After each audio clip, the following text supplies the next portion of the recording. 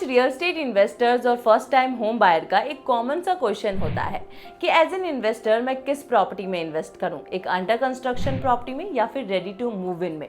और ये एक बहुत ही कॉमन सा क्वेश्चन है जो सबके दिमाग में आता है किसी प्रॉपर्टी में इन्वेस्ट करने से पहले।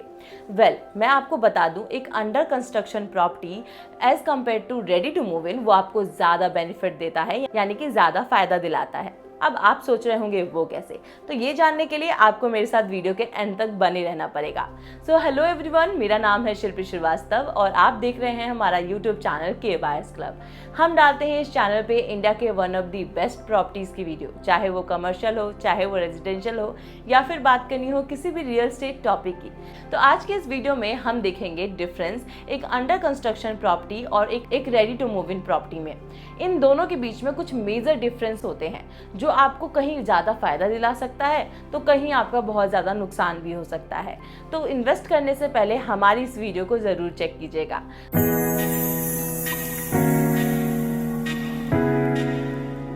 फर्स्ट पॉइंट इज कॉस्ट, यानी कि प्राइस।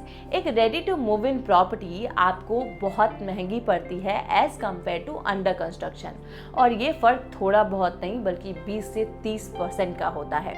फॉर एग्जाम्पल, अगर आपको एक ready to move in property 5,000 रुपये स्क्वायर फीट के हिसाब से पड़ रही है, तो वही आपको अंडर कंस्ट्रक्शन प्रॉपर्टी शायद 3,000 से लेकर 3,500 रुपये पर स्क्वायर फीट में ही मिल सकती है।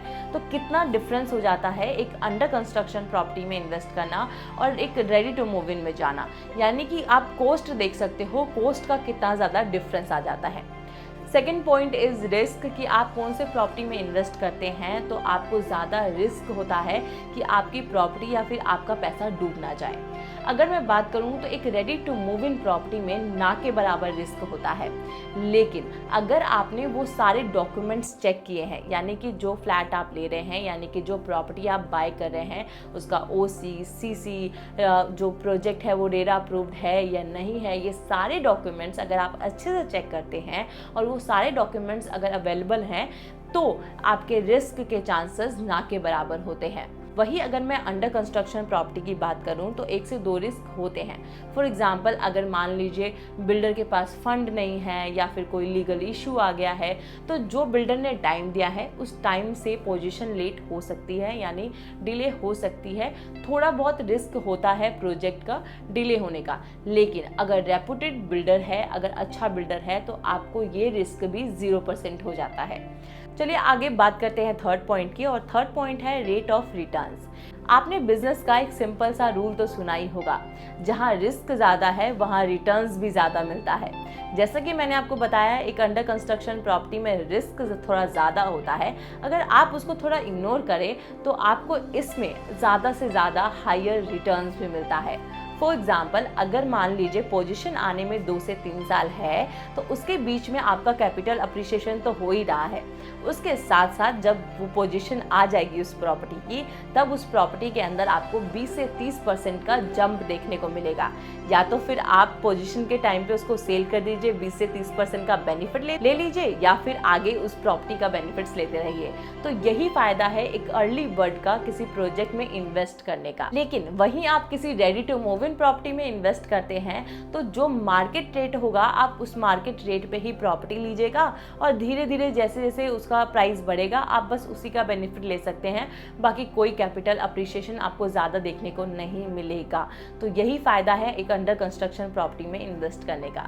फोर्थ पॉइंट है पेमेंट प्लान। अगर हम बात करें एक ready to move in property में अगर आप इन्वेस्ट करने जाते हैं तो बिल्डर आपको एक टाइम ड्यूरेशन देता है।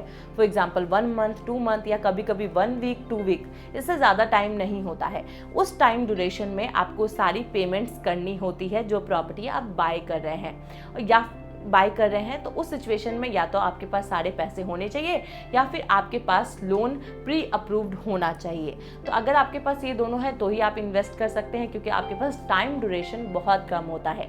वहीं अगर आप एक अंडर कंस्ट्रक्शन प्रॉपर्टी में इन्वेस्ट करते हैं तो आपको फ्लेक्सिबल पेमेंट प्लान मिलता है। जी हाँ, अगर मैं बात करूं तो मान लीजिए अभी अंडर कंस्ट्रक्शन है, 3 से 4 साल बाद आपको पोजीशन मिलेगा, तो अभी आप उनको 10% दे सकते हैं और धीरे धीरे करके आप बाकी के पैसे भी उन्हें दे सकते हैं, या फिर 10% अभी दे के 90% आप पोजीशन पे दे सकते हैं। तो ये आपको एक फ्लेक्सिबल पेमेंट प्लान मिलता है एक अंडर कंस्ट्रक्शन प्रॉपर्टी में। अब बात करते हैं ऑप्शंस की कि कौन सी प्रॉपर्टी में आपको ज़्यादा ऑप्शंस देखने को मिलते हैं। अगर आप रेडी टू मूव इन में जाते हैं तो वहाँ आपको थोड़े कम ऑप्शन देखने को मिलेंगे, क्योंकि आप जानते होंगे बिल्डर पोजीशन के बाद जल्दी से जल्दी निकलना चाहता है। वहीं आपको रेडी टू मूव इन है तो बहुत सारे लोग ऐसे होंगे जो जल्दी से जल्दी फ्लैट खरीदना चाहेंगे। तो अगर वो खरीद रहे हैं, अगर लोग की डिमांड ज़्यादा है तो जाहिर सी बात है वहाँ ऑप्शंस बहुत कम हो जाएंगे। हमारे पास डिमांड्स भी बहुत ज़्यादा होती है, तो अपने डिमांड्स के अकॉर्डिंग ऑप्शन सर्च करना रेडी टू मूव इन में थोड़ा कम हो जाता है। वहीं अगर आप एक अंडर कंस्ट्रक्शन प्रॉपर्टी में इन्वेस्ट कर रहे हैं तो वो एक अंडर कंस्ट्रक्शन प्रॉपर्टी है जहाँ आपको बहुत सारे ऑप्शंस देखने को मिलेंगे। आपको फर्स्ट फ्लोर पे घर चाहिए, मिल जाएगा। आपको टॉप फ्लोर पे चाहिए, मिल जाएगा। आपको पार्क फेसिंग चाहिए, मिल जाएगा। तो अंडर कंस्ट्रक्शन में आपको बहुत सारे ऑप्शंस मिल जाते हैं प्रॉपर्टी के अंदर। 6 पॉइंट की बात करूं जो कि है मॉडिफिकेशन, और सबसे इंपॉर्टेंट टर्म मुझे यही लगता है। अगर आप देखोगे तो एक ready to move in property में आपको ऑलमोस्ट पूरा का पूरा कंप्लीट मिलता है, जिसके अंदर आपको सभी चीज़ें दिख रही हैं कि इधर किचन है, इधर बेडरूम है, इधर सब कुछ है। तो वहाँ आपको मॉडिफिकेशन का ऑप्शन बंद हो जाता है, यानी कि आप अपने अकॉर्डिंग उसको डेवलप नहीं कर पाते हैं। वही अगर आप किसी अंडर कंस्ट्रक्शन प्रॉपर्टी में जा रहे हैं तो आप अपने अकॉर्डिंग बिल्डर से बोलकर अपने अकॉर्डिंग उस घर को बनवा सकते हैं, अपने अकॉर्डिंग उसको डिज़ाइन करा सकते हैं, अपने अकॉर्डिंग उसके अंदर चेंजेस कर सकते हैं। अब बात करते हैं टैक्स बेनिफिट का। अगर देखिए ready to move in property में आपको टैक्स बेनिफिट तो बहुत ज़्यादा होता है। अगर आपने लोन लिया है और ready to move in property ले रहे हैं तो आपको इमीडिएट प्रॉफिट आना स्टार्ट हो जाएगा सेक्शन 80C और सेक्शन 24 के तहत। सेक्शन 80C के अंदर प्रिंसिपल का रिवर्ट आपको मिलता है और सेक्शन 24 के अंदर इंटरेस्ट पे आपको रिवर्ट मिलता है, लेकिन अंडर कंस्ट्रक्शन प्रॉपर्टी में पोजीशन आने के बाद मिलता है। लेकिन अगर आप किसी कमर्शियल में कर रहे हैं तो आपको इमीडिएट प्रॉफिट मिलेगा, जैसे कि कुछ एश्योर्ड रिटर्न्स देते हैं, पोजीशन तक आप कुछ ROI देते हैं, तो आपको वहाँ देखने में को फ़ायदा मिल सकता है। अगर आप एक कमर्शियल में इन्वेस्ट करते हैं तो वहाँ आपको टैक्स बेनिफिट्स हो सकता है। इसका डिफरेंस एक ready to move in property और एक अंडर कंस्ट्रक्शन प्रॉपर्टी के अंदर। अब चॉइस आपकी है कि आपको कौन सी प्रॉपर्टी में इन्वेस्ट करना है, आपको किस तरफ जाना है, एक ready to move in property में या फिर एक अंडर कंस्ट्रक्शन प्रॉपर्टी में। ऑप्शंस दोनों ही अच्छे ही होते हैं, लेकिन बस आपको अगर एक्स्ट्रा इनकम चाहिए, कुछ एक्स्ट्रा बेनिफिट चाहिए, तो मैं आपको यही एडवाइस दूंगी कि आप एक अंडर कंस्ट्रक्शन प्रॉपर्टी में जाइए। कोई वीडियो अच्छी लगी होगी तो प्लीज़ लाइक कमेंट शेयर कर दीजिएगा। अगर कोई भी आपका नियर डियर फ्रेंड्स फैमिली में घर लेने का प्लान कर रहे हैं, प्रॉपर्टी में इन्वेस्ट करने का प्लान कर रहे हैं, तो हमारी ये वीडियो उन तक ज़रूर पहुँचाइएगा। चलिए अब मैं मिलती हूँ आपसे अगले वीडियो में, तब तक के लिए नमस्कार, स्टे सेफ।